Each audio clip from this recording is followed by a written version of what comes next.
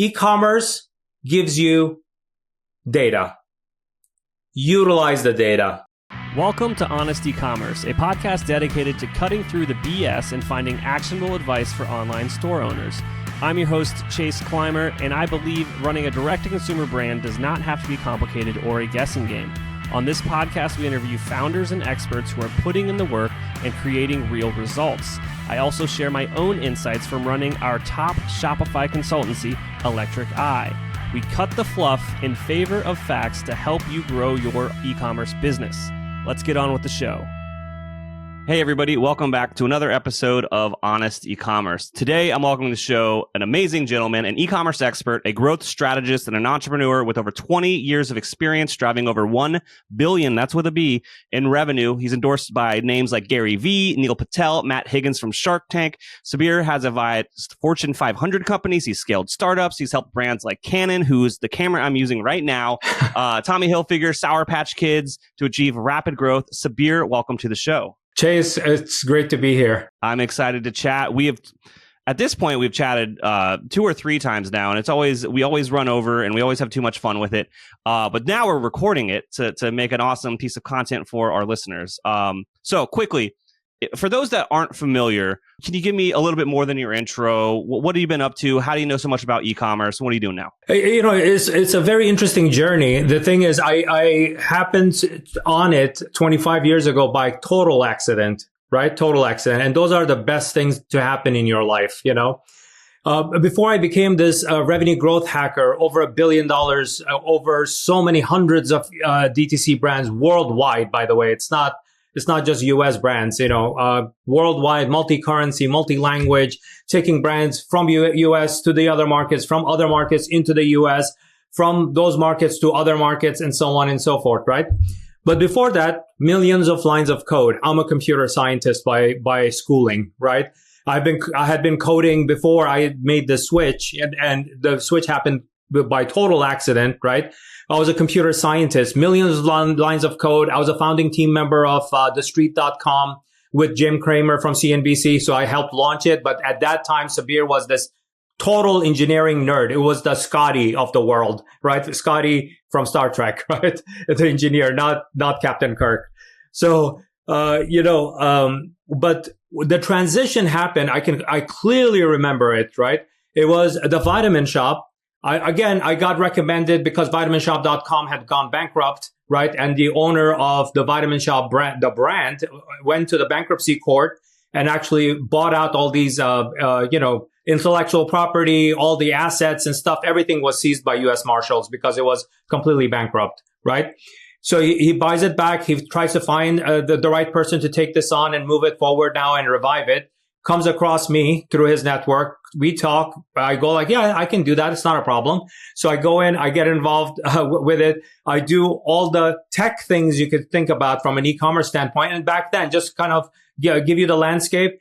Google is beta testing at Stanford, right? There is no social media.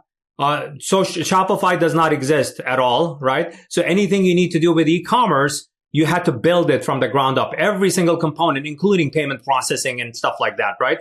So I grab these servers, I find a data center, I put them in there, I turn it back on.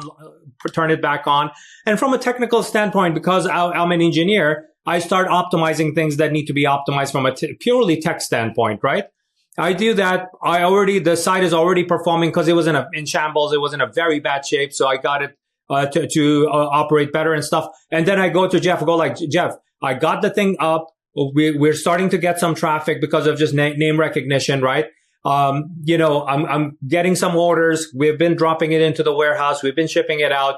I said, can you connect me with the business marketing person that I need to talk to? Right? He was like, what are you talking about?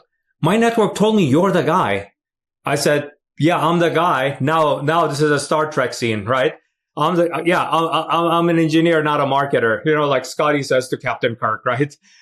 He goes like, no. I've seen what you have done. You've already did a few things to vitaminshop.com. It's already great, right? You're a smart guy. You'll figure it out. Have you taken any business marketing courses? Back then, this is 25 years ago. I'm very young, right? That but I had quite a lot of success on the tech side of things. He goes like, have you taken anything? Yeah, accounting 101, economics 101. If I didn't take it, they would not give me my computer science degree, right? So he goes like, okay, that's fine. I'm going to teach you the vitamin industry ebb and flow, right? The nuances of it and stuff. Because at that time, I had no clue what glucosamine conjoined MSM was. I had no idea what that is, right? So I go like, okay, that's great. But what about the business marketing side? I have no clue. I was like, you'll figure it out, right? So I treated that as an engineering challenge, right? So I needed to engineer this learning. So think Neo from Matrix. I needed to download everything, right?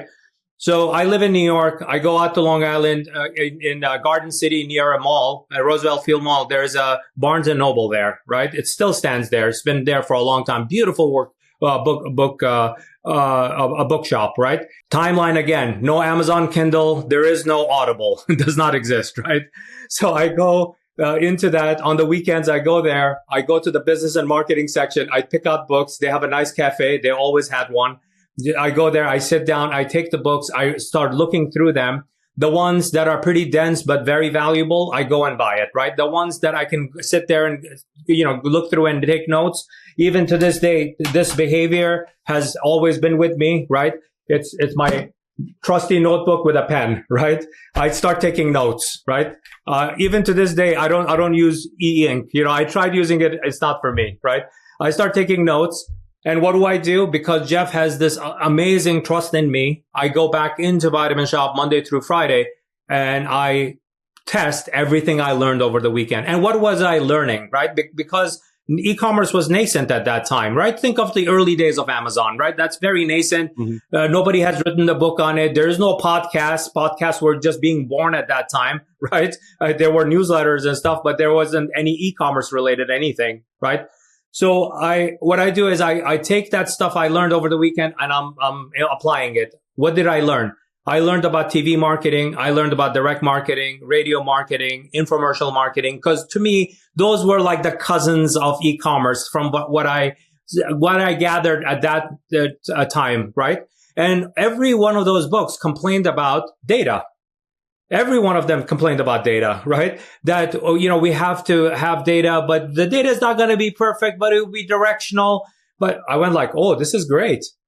In e-commerce, I don't have that problem. I have data up to wazoo. I can learn everything. And back then there was no Google Analytics. I ended up writing my own analytics software, right? Because of my engineering background to collect everything. How many people clicked on add to cart? How many people went through the funnel? How many people looked at this product versus that product? How many people were coming from search engines back then? Alta Vista, Yahoo were very big at that time. And then later on, Google came about, right? All of these things. If I did email marketing, that was the primary big revenue channel, right? So everything I was collecting and I was doing that. And basically what I did was for 4.5 years, Monday through Friday, if you count the working days, I took vacation and all of that. It's about 1,000 days. So in 1,000 days, I took a bankrupt brand and the pre-bankruptcy was $8 to $10 million, right? But it had gone bankrupt because of a lot of bad decisions. In 4.5 years, under 1,000 days, I turned that into $52 million, highly profitable, very positive cash flow. And that was my try number one. And there are some lessons I learned. I would love to share it with your audience. Absolutely. I mean, I think that, well, first of all, is something I really want to highlight here is if you're for some reason against reading books, I come across entrepreneurs that are like, oh, I don't read. And I'm just like, why? It's a cheat. It's literally a cheat code to just get the answer to, and it's like, oh, I consume it in a different way. It's just like, yeah, but books have it distilled down. So like, first and foremost, just get a library card and go read all this stuff. And to that point, it's like the things you learned in those books, even looking back now, you could read some of those same books again and just be like, well, this is about TV marketing, but all of these concepts and strategies apply to Instagram influencers and like how that works, right? It's and YouTube, yeah, exactly. Hulu, Netflix now, Yeah, it's like the strategies and the concepts don't work. It's just the mediums in which they're executed evolve over time. Yeah. I mean, one of the analogies that I use, by the way, a number of books I read between 100 to 150 books a year. And when I say that, I'm not saying it just like everybody else does. They read posts, or they read Reddit, or they read blog articles. They did not read a book. When they say, oh, I read books, I actually read books. I can tell you the latest books that I've been reading right now, right? You have to read books. Books are incredible at, distilling and giving you that knowledge. But the thing is, if you are listening to it cursory in the background, you're not going to get that. There are some books that I listen to it over and over again, right? Because, just like to your point, like even the books that I read 25 years ago, I reflect back. You know what I do typically? I kick myself, And the reason is that, oh, that was TV marketing. Why did not I see this thing that was coming up 10 years later, right? And that was 15 years ago, And well, that's why some people need to hear that 101, or they just need to hear things a few times before it clicks. And I often am like, I knew that. Why didn't I do that? Why do I have to learn it the hard way? Yeah. I mean, the thing is, it's so rich. I mean, there are so many amazing people out there. And what's great about it is those folks actually, that's their lane, right? That's their life, and they have done a great job of, like, for example, Ali Abdaal talks about productivity, and he's a doctor in the UK, right?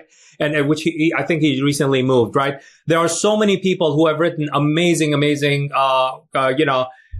Tiago Forte, amazing influencer, right? There are so many amazing people that have like picked their lane, and they are very good at what they do, right?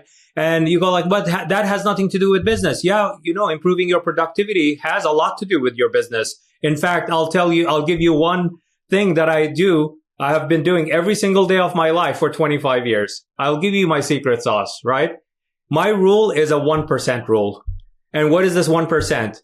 When I wake up in the morning, I set a goal for myself for improving whatever KPI in e-commerce that I'm looking at. I want to improve it by 1%. It could be email open rate. It could be better click-through rate on that meta ads because of better messaging, just changing some words, or my leading hook is better, right? Everything is an experiment, right? So if I set that goal of 1% improvement, either I'm going to fail miserably and you'll laugh at me, right? I'm going to give you that opportunity, which is perfectly fine. I'm an engineer. Failure is part of life, right? Or I'm going to do bangers with that. I was expecting 1% improvement in my click-through rate. I got 30%, right? And when you use that basic math in 1 year, it's 36.5x improvement, because those things that you're doing, they compound over time. These are not tactics, right? And you go like, well, the thing is, Sabir, you are a robot. You're the next Tesla robot, but I am not, right? I take time off with my family. I want to take weekends off. I don't want to work evenings and stuff. Perfectly fine. I actually did the calculation for you because I know you're super lazy. That's fine, right? It's 22x, right? It's 220 working days in a year. If you take vacation time with family, sick days, federal holidays, weekends, all of that stuff, right? It's 220. It's 22x. Like, but I'm not going to be perfect. You said that you're going to fail sometimes. Okay. Let's succeed less than half the time. Let's cut that down even further. 10x. I have case studies after case studies. I have 10x businesses in 12 to 18 months. I've gotten, that was my example number one with Vitamin Shop. Over time, because of how the industry has given me, like I'm a kid in a candy store with all these tools. That's incredible, right? I didn't have social media when I was growing up in e-commerce, right? From the birth of e-commerce.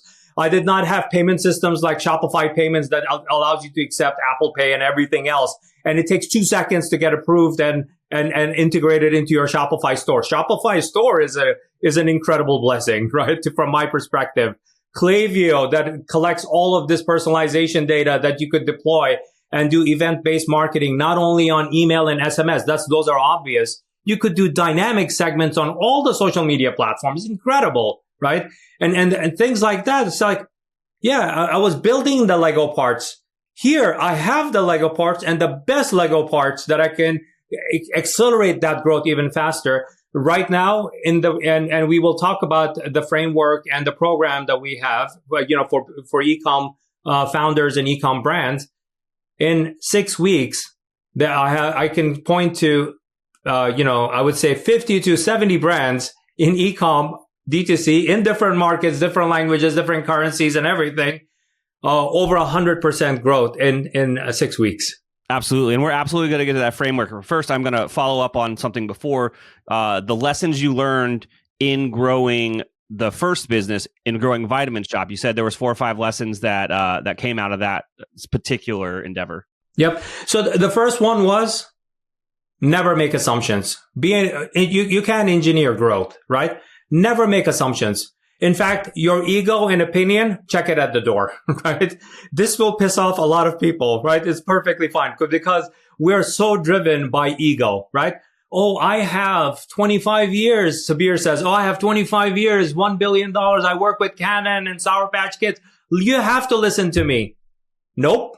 The thing is, in 2025, something amazing happened, right? I mean, a huge change happened around the world, including one specific nation, right?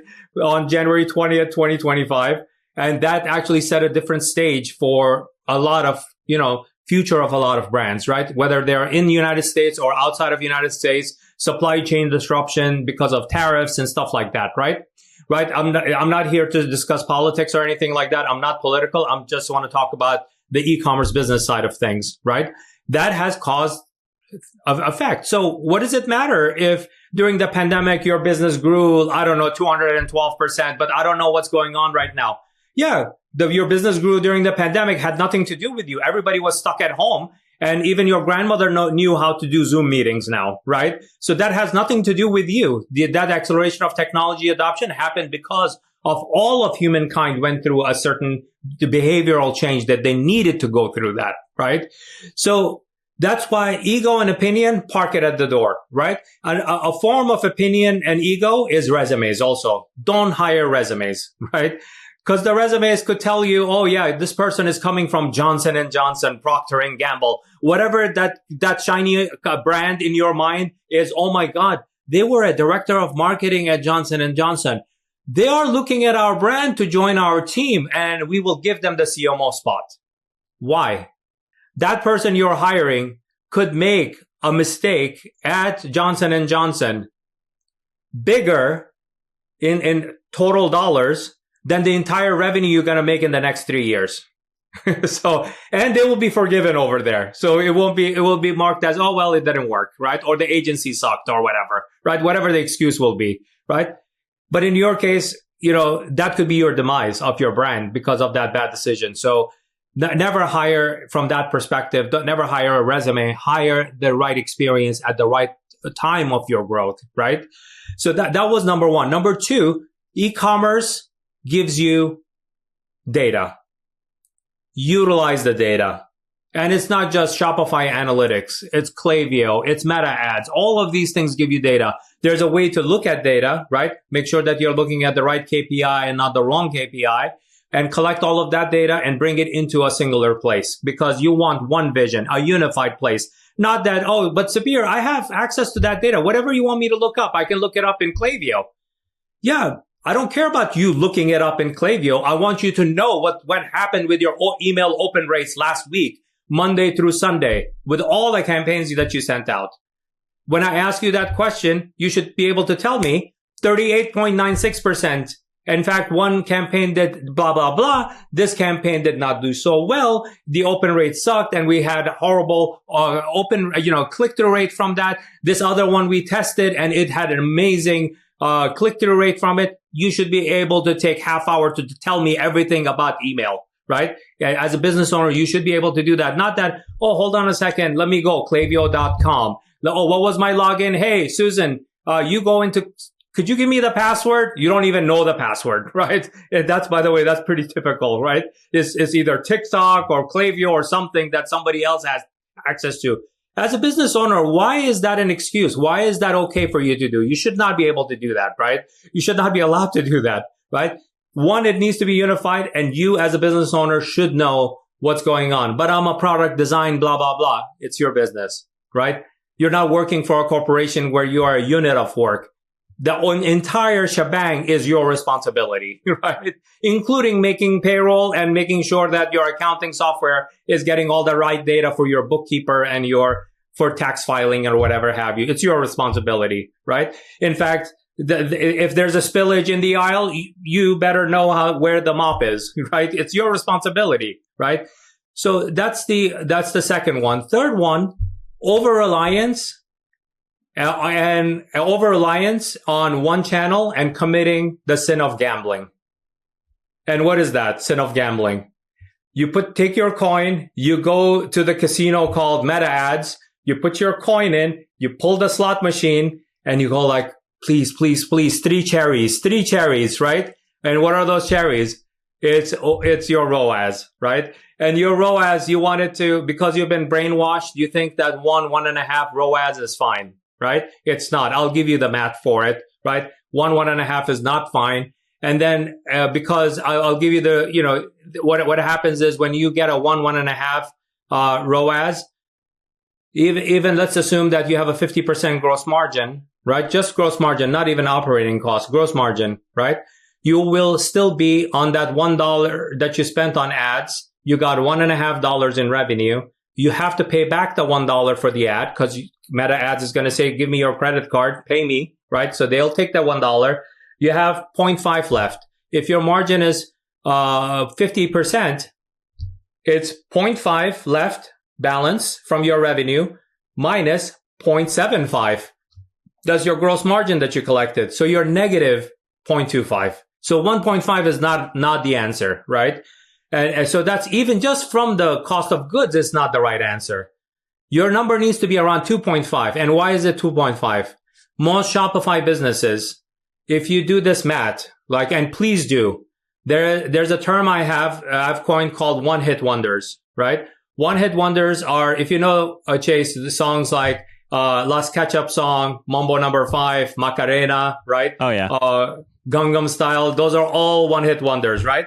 You have customers in your database that are one-hit wonders. They came in, they gave you their money, and you send them the stuff never to be seen in their lifetime, right? So in Shopify, just because most people run Shopify stores now, right? You go into your customer segments, create a segment, number of orders equal to 1, just equal to 1 in their lifetime, entire lifetime, right?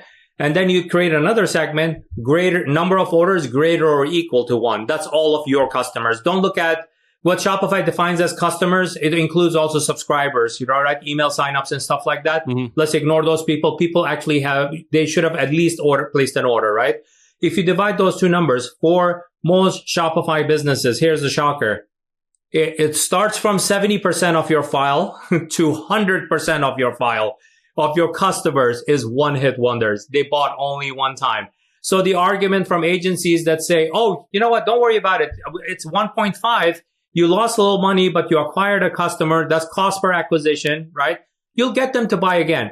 No, I have 10 years of data that tells me that doesn't happen unless you do it. That brings me to the next lesson. You have to understand customer lifecycle marketing. You have to understand recency, frequency, monetary value. And then once you master that, you could add a P to it, RFMP. P means profitability of customer segments, right? To understand which segments in your database of customers, not prospects, that actually are profitable, right? And how you should treat those. And it's a very different and refreshing way of you looking at your customers and your business. No, I mean, the nerd in me is loving the math and the science here. Obviously, the return on ad spend thing definitely shines so bright for some people. But I mean, at 2.5, I think that's like the start of it. But also I think that some people also suffer from like maybe the flip side of that equation where their expectations are too high. They're like, if I'm not getting 10x, I can't grow my business. Well, that's fantastic.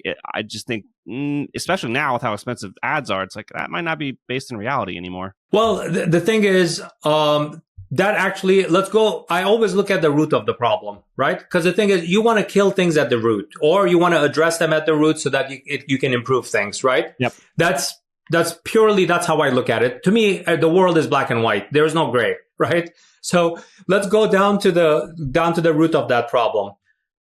There are e-com founders, there are e-com business owners, Shopify business owners, right? They treat their business like it's supposed to be their saving grace, their lottery, right? Yeah. That that they will do this thing. It will take them out of whatever, right? It's a side hustle. I'm channeling Gary Vee, my friend, right? So it's a side hustle, or Tim Ferriss, another friend of mine, right? So you're doing that, right? And then, you're expecting like, oh, that side hustle, I want that to become my, $1 million thing, and I'm going to sell it, and it's going to be, somebody's going to come buy it. It's $1 million business is going to come buy it for $10 million. But I'm going to be such a snowflake that $1 million business is going to be $100 million. Never happens. Never happens. If you're going to waste your time like that and your life and even cause, mental anguish, that's what's going to happen, right? Because you're not going to do that, right?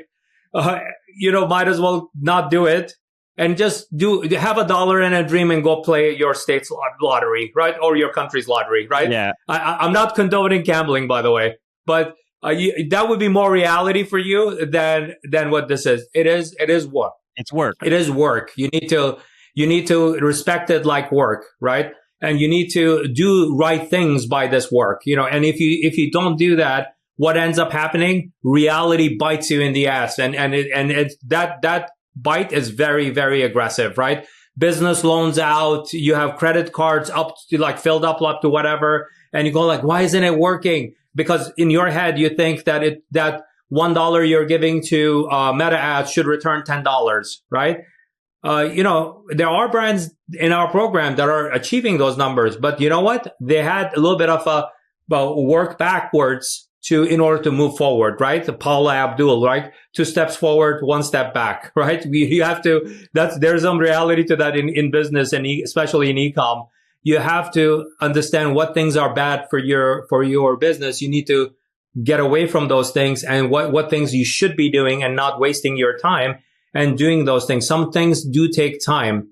Even though there are incredible results in my program, the one thing that I promote and I preach is patience, right? Yeah. You have to be the tortoise or the turtle, not the rabbit, right? Slow and steady, you will win the race. Yeah. You will win an explosive growth in your business.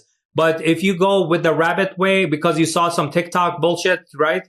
That's not going to give you any kind of win, right? It might give you a blip. You go like, oh, that worked. Let me put more money behind it. You put money, what happens? You put money behind it. And then you go like, oh, it didn't work, right? It failed, right? So that's the kind of stuff that you have to be smart about these things, do the right things for your business, and always question with a why. Like if somebody tells you, do this, like, why should I do it? Why? Give me the proofs like that this is going to work, right? Ask the why question. Most e-com founders ask, what should I do and how should I do it? Wrong questions. Be an engineer like Sabir. Start with the why. Like, why are we doing this? The what question could be, what are we testing, right? How should we set up our test to learn from this test? And then everything you do should start with the bucket of tests, and then they get promoted. The ones that get promoted to an actual campaign are the ones that actually proven themselves that they actually work, or you retest them until you get it right, or you demote them to, no, this is garbage, this doesn't work, right? Literally, that should be every day of your e-com life. Yeah. I mean, you're so correct. It's the tortoise and the hare. It's like compounding growth. That 1% every day wins out every time compared to just a flash in the pan, a stroke of luck, trying here and there. Yeah, it's a blip. You did a flash sale. Okay. That explains why your revenue for that one day went to 70%, right? Can you do that every day? But you're not a flash sale site. You're a luxury brand. You can't do that, right? So fundamentally, go back to the root. Address the root. It could be your product positioning. It could be your brand positioning. It could be your storytelling. As a founder, why aren't you in front of the camera talking about and taking questions about your category, right? You sell gardening supplies. Why aren't you in a garden being filmed, showing people how to treat the soil and how to make the cucumber thing snake up and make sure that you cut the bottom parts of the tomato plant? I do some gardening, right? So I'm giving you that example, right? If you are that gardening e-com founder, why aren't you doing that, right? But the thing is, Scott's doesn't do it. That's the industry big guy, right? Yeah, but you're not Scott's. Yeah, Scott's doesn't have a founder. You are the founder. You know how many people are looking to listen to your advice because on camera you're showing them exactly the truth of what to treat your soil with, how to fertilize it, how to find out that this soil needs more calcium. So eggshells are the easiest way to do it, right? Cheap. You eat eggs, crush them down, put them into the soil, right? You should be doing that in front of the camera. And that's your social media content. That's your email. That's your blog article. That's your video long form on YouTube, right? That's the point of it, right? You could do that with fashion. You could do that with jewelry. It doesn't matter if you're a discount brand or if you are a ultra luxury brand like Globe-Trotter that has existed since 1897, right? They did this 8D method that we should talk about, right? They went and tried out, Ryan, who runs their e-commerce, tried it in 3 different markets: Japan, UK and EU, and US and Canada, and saw that this applies regardless of what your language is or currency or your markets, because consumer behavior is different, right? So tried it out, 333% increase in 6 weeks, right? And then just kept on going deeper and deeper and deeper to implement every aspect of the 8D method. Absolutely. Let's pivot, dude. Let's get into the 8D method. So it is a framework, not. And I don't know, you explain it a lot better than I do. I'm going to slaughter what it is because it's a lot of value. Right. So 8D stands for 8 dimensions. Where did it come from? Right. It's 25 years of trial and error and sleepless nights.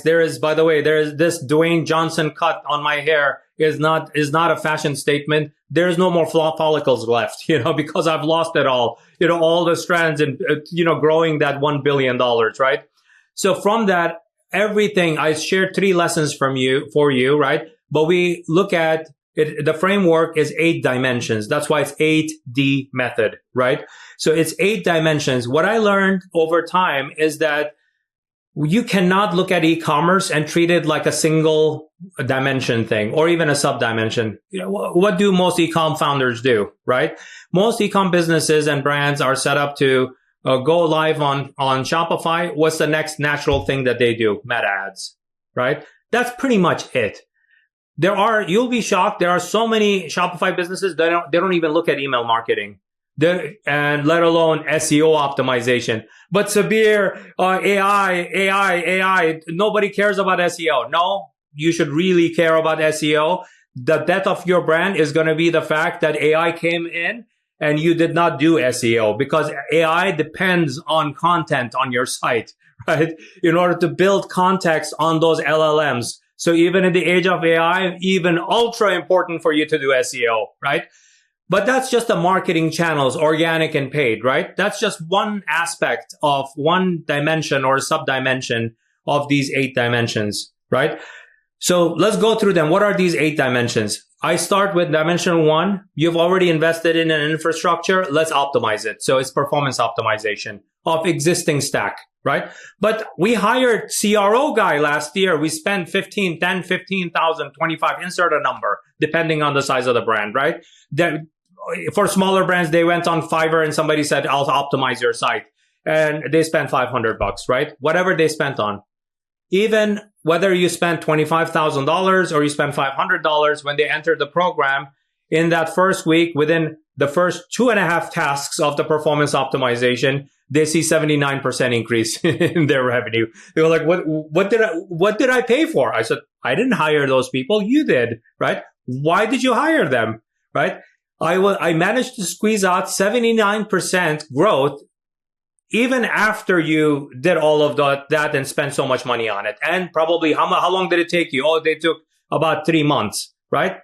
Yeah, you did this in 3 days. You squeezed out another 79%, right? So one of the analogies I use in dimension 1 is squeezing out an elephant out of an ant's butt, right?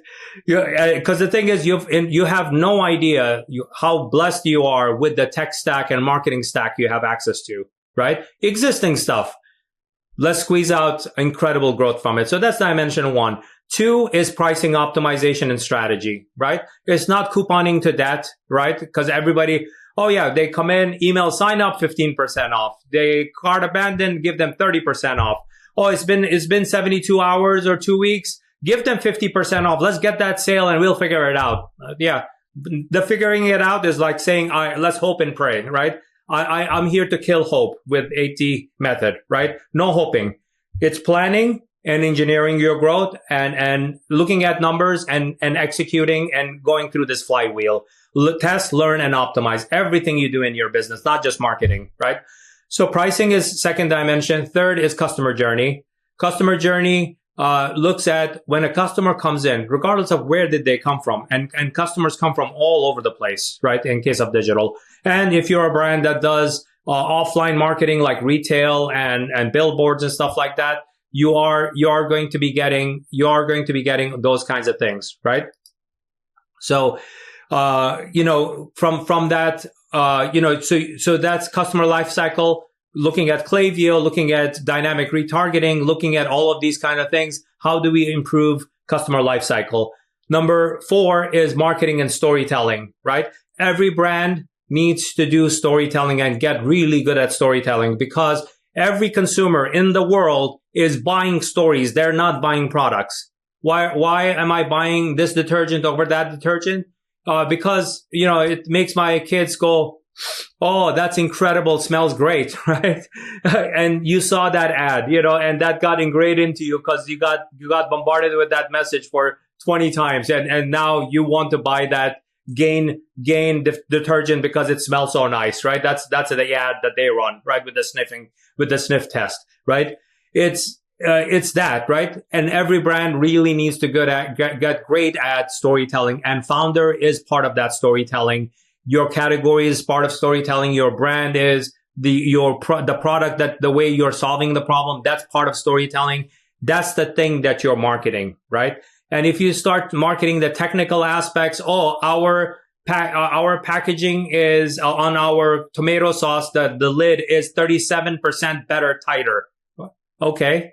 How about that helps us keep the tomato sauce fresher, right?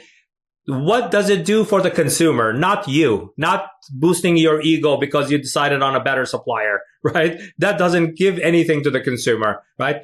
After that, it's product positioning and brand positioning. Not every product is for everybody. Your brand is not for everybody. And if you think, oh, this works for everybody, you don't have enough budget in your marketing to storytell and spend money on whether you're doing it organically with content or you're selling it through paid media. You don't have the budget for it. So we need to work on that strategy to get that going. Then we move to number 6 is logistics, right? You do a great job of everything on the front end, but if you, in that last mile and in the bottom of it, if you are not delivering a great experience, the consumers walk away. This is one of the symptoms of the one-hit wonders also. Because you gave it off to your 3PL, you gave it off to your warehouse, even if you own it, right? Well, like, oh, those guys will get it out, right? But you never thought about what does that post-purchase journey look like, right? Mm-hmm. Oh, but we do send out the reviews thing. Yeah, but your delivery, your customer service part of it, when the person got the package, it was a horrible experience, right? And you're wondering, why aren't they coming back? Yeah, you did it. You mistreated them. But people do return our products. We don't want to care about those people. No. Returns process does not mean divorce, right? You have to treat them right? So that's number 6. Number 7 is tech optimization, tech strategy and optimization. In the age of e-commerce, tech does matter quite a lot. You need to have the right stack, not just for e-commerce, for your entire business in order to operate it correctly, right? And number 8, and this is number 8 is something that people first blame that what's wrong with their business. I put that as the 8th dimension, your team, right?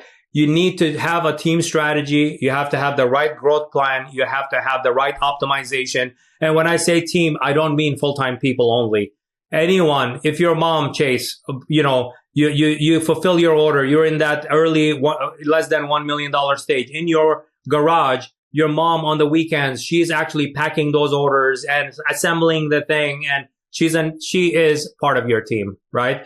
Or the 3PL you hired, that's part of your team. That temporary hire you did on Fiverr, that's part of your team. Everybody needs to be aligned on the other 7 dimensions. They need to understand what you're doing. And as the leader, as the e-com founder of this e-com brand, your responsibility to make sure that communication happens. The right growth happens at the right time. You treat the right people at the right time. You elevate them where if they actually need to be elevated, right? If it makes sense to be elevated, it's not like, oh, well, that person, Linda, has been with us from the beginning. She started taking customer service calls. Now we want to make her CMO. No, for your brand, she's not the CMO. She is not, right? Don't make those kind of bad decisions. Those are the 8 dimensions. Typically, the first dimension takes about 6 weeks, and each subsequent dimension takes about 4 weeks each, about a month, let's say, right? And then we go through it, and it is so the guided, structured program for implementing 8D method is called Rapid 2X. And that's the premium program that we have. Yeah, and I just want to clarify here. So this isn't it isn't a do-it-yourself course, but it's also not a done-for-you solution. It's like a done-with-you guided experience. Am I right there? Am I wrong? So before I get to that, right, who is Rapid 2X for and who is it not for? Let's talk about that, right? That's a good question, right? Yeah, I think that'll help you answer that question. Right. Because the thing is, because remember, we have to find out who the audience is first before we say this is for you or not, right? Let's go with that first, right? So who is it not for, right? And you pointed to it, right? Done for you. The e-com founder, the e-com business owner, the e-com brand that thinks that the answer to the thing that they're trying to solve is with another person, right? It's another agency. Oh, this agency is not doing well. Fire them. Let's get another agency. And forever, they repeat that cycle, right? Freelancers, agency people. If you have enough budget, you have full-time people, you have part-time people. You go through this flywheel of a lot of dating, right? You're doing a lot of dating, right? No marriage. There's a lot of dating like this. But at the root of that, the problem with that e-com founder is they don't appreciate knowledge. They don't appreciate expertise, right? And for this type of an e-com founder, to them, there's always somebody to be hired that needs to solve that thing, right? And forever, they never understand the ebb and flow of their channel. They don't understand the ebb and flow of what are the KPIs that I should care about? They don't even understand the intelligent questions they should be asking from an agency like yours, like Chase, like you. It would elevate your conversation with them too, right? Mm-hmm. As an agency owner, right? So they don't do that, but they go well, it's Chase's problem. Chase should solve this problem. And if Chase doesn't want it, fire him, go get Linda, right? Go and hire another person, right? And forever they're stuck in this loop, and they never understand the nuances of paid media, SEO optimization, CRO, any of these kind of things, right? I'm not asking them to be experts. I'm expecting them to at least appreciate the knowledge and understand what goes into it, right? So this group that I just took my time explaining to you, right? This group does not belong in Rapid 2X at all. Right? If you don't appreciate the expertise and you're not willing to roll up your sleeve to actually understand your business, your e-com business that you founded, if you don't want to do that, it's okay to utilize the talent on your team, but you need to be at the helm. You need to understand what's going on, right? Not that, somebody else's problem. Oh, they're sucking. Let's fire them, right?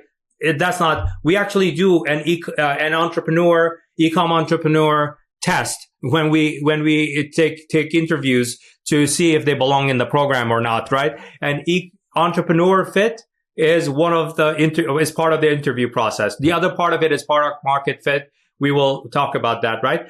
So this first group does not belong. Please don't even apply to the program, right? Right? Because my team can sniff out if you're pretending even, right? So don't do that. Because if you think you know what, I'm going to hire Sabir is going to do this for me. Nope, not doing it, right? You cannot afford me. You cannot afford me, right? The likes of venture capital firms and Canon and huge budgets can afford me one-on-one, right? You cannot afford me on a one-on-one basis. So who's a fit? You're an entrepreneur that appreciates the knowledge. You want to learn this thing. You're willing to roll up your sleeve, and you're thinking, this might be a less than $1 million business. Nope. We have had brands that are $10 million business and they got stuck. Like every business, when it goes through those life cycles, from 0 to 100, you get stuck. From 100 to 250, you get stuck. From 250 per year, right?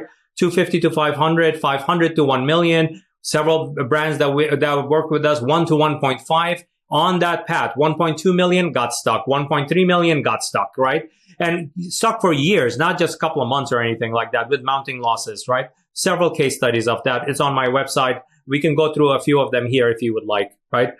So this group, it really appreciates it. When they get into the program, they put the blinders on. They go like, Sabir has 25 years. I have 18 months of experience in e-commerce, or 3 years of experience, or 10. He has 25 years. I gave birth to a lot of technologies that you see today in e-commerce, right? That's how long I've been in this, right? Sound like a very old guy, Bob, on your block, right? So I've been there for a long time, because the thing is, I have actually created quite a few of these things from the ground up, because nothing like it existed. Like in case of Vitamin Shop, there was no e-commerce search engine. Nothing like it existed. So I created my own. I actually, while writing my email update to Jeff Horowitz, the founder of Vitamin Shop, I started writing in my own search engine by Sabir. Well, like, ooh, that's cool. It actually is Moses, Moses, is my own search engine by Sabir. When I mentioned Moses to him, he goes like, oh, biblical, parting of the sea. What cool thing are you doing? I said, no, nothing to do with the Bible. This is it's an acronym. It's my own search engine by Sabir. He started laughing, right? And that thing, actually, we laughed to the bank, right? From less than 3% conversion rate, 12% conversion rate increase, right? 4x in conversion rate boost just by changing the search engine to make it more relevant, because I had beta tested Google. Relevancy had played a huge role. So I took that. It sounds obvious today. I took that and applied the same kind of logic to my own search engine that I had developed myself, right? So that's the kind of entrepreneur. They put the blinders on, go like, Sabir has the experience. Whatever he tells me, I'm going to do it. And it's very easy, by the way. The thing is, I'm reasonable. I'm not going to give you something ridiculous for you to do, because I know how long certain things take, because I've done it 1,000 times, right? So Monday through Friday, there are 5 fingers on our hand. There are 5 days in a week, Monday through Friday. Do one task on Monday, second one on Tuesday, Wednesday, Thursday, Friday, right? Five of them. How long do these tasks take? If you have the expertise, and I'll explain what that means, 15 minutes to 90 minutes. That's it. That's all you have to dedicate each day. The rest of the day, you're running your business, whatever you need to do, right? But I don't have the expertise. We actually have Rapid 2X approved partners who have gone through Rapid 2X training, and they understand exactly what they need to do. They have the prescription that we give to you as a business owner. If you have the expertise, do it. If you have a team member, do that. But I don't know if your team member has the right level of art and science aspect of the skill set in order for them to actually go deep with that implementation. And deep means, instead of spending just 15 minutes, you're spending 90 minutes on the task to get it done. And that's all it is, right? Every week, that's all you're doing. In fact, when you're even working on the dimensions, if you go through the guided, because everything I do is live sessions, there are no recorded stuff. There are some tutorials that, in order to save time, you could watch it, but everything is workshopped live, right? So in that kind of a scenario, when you're working from dimension 2 through 8, you're working on maximum of 2 tasks in a week, right? So I even cut down the number of tasks you do, because now you're doing a lot of the performance optimization, email marketing, you're doing better and stuff like that. From the dimension 1, I know that you're working on that and you're busy with that. So when you're working on getting the rest of the dimensions done, I lessen the workload just to make sure that you get everything done and you make progress with the other dimensions and stuff like that, right? And that's where, there are so many brands. You can see their testimonial on the site. And by the way, we have set up a special offer for your listeners, so that they can get $500 off of the Rapid 2X program, and they can come to us, and that would be they just have to go to growthbysabir.com/honest. Just like this podcast, right? The podcast name. You could include it in the show notes and descriptions and stuff, so that they can just click on it, because I have a unique name. It's part of my brand name, right? So growthbysabir.com shopify.com/honest. And when they come through that, they'll get $500 off the program's cost. And it's highly attainable. We have brands that make about $100K a year, right? And they're part of the program and they want to set the right foundation. They can afford it. We have actually worked on payment plans and other types of things like that to make it ultra affordable. And we have also deals for the brands who could pay out from the get-go for the entire year's program, right? That's a membership, right? That we have options for that too. Absolutely. Sabir, it's been amazing talking with you today. We'll make sure to link to that particular offer in the show notes today. Again, that's growthbysabir.com/honest. Thank you so much for coming on the show today and sharing all those amazing insights. Chase, it's been great. And thank you for sharing your platform with me. Absolutely. I'm sure I'll have you back again soon. We've already talked about it secretly behind the scenes. Oh yeah. I mean, by the way, listeners, I'm going to do a little bit of a promotion with you, right? Definitely stay tuned to this podcast, to the Honest Podcast. We have planned an incredible comeback, episode that, we will do. And I'll give you a small hint. It has to do with the holidays. Absolutely. So that's it. And then I'll let Chase do his thing that he needs to do with the audience to tease it out when time comes. Thank you so much for coming on the show today. Thank you. We can't thank our guests enough for coming on the show and sharing their knowledge and journey with us. We've got a lot to think about and potentially add into our own businesses. You can find all the links in the show notes. You can subscribe to the newsletter at honestecommerce.co to get each episode delivered right into your inbox. If you're enjoying this content, consider leaving a review on iTunes. That really helps us out. Lastly, if you're a store owner looking for an amazing partner to help you get your Shopify store to the next level, reach out to Electric Eye at electriceye.io/connect. Until next time.